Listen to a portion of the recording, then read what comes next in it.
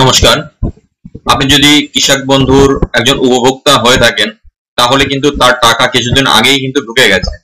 যদি আপনার টাকা না ঢোকে আপনার স্ট্যাটাসটা কিভাবে দেখবেন যে টাকা ঢুকেছে কিনা, তাহলে সবার প্রথমে যে কৃষক বন্ধু .net এই ওয়েবসাইটে আসতে হবে। আমি এর লিংকটা ডেসক্রিপশন বক্সে দিয়ে দেবো, আপনারা ওই লিংকের মাধ্যমে কিন্তু সরাসরি এখানে চলে আসতে পারবেন।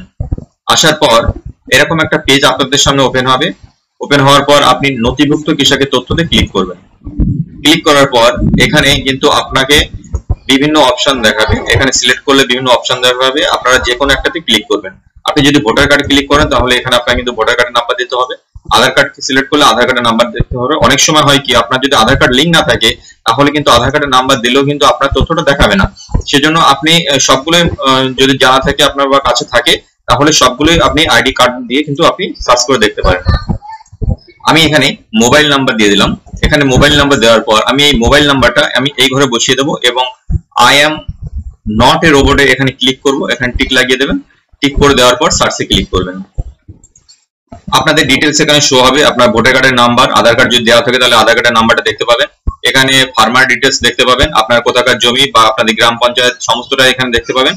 এখানে শেষের দিকটা দেখবেন স্ট্যাটাসে কিন্তু অ্যাপ্রুভ দেখাচ্ছে আর ট্রানজাকশন স্ট্যাটাসে কিন্তু ট্রানজাকশন সাকসেস দেখাচ্ছে। যাদের ট্রানজাকশন সাকসেস দেখাচ্ছে তাদের কিন্তু টাকা ঢুকে গেছে।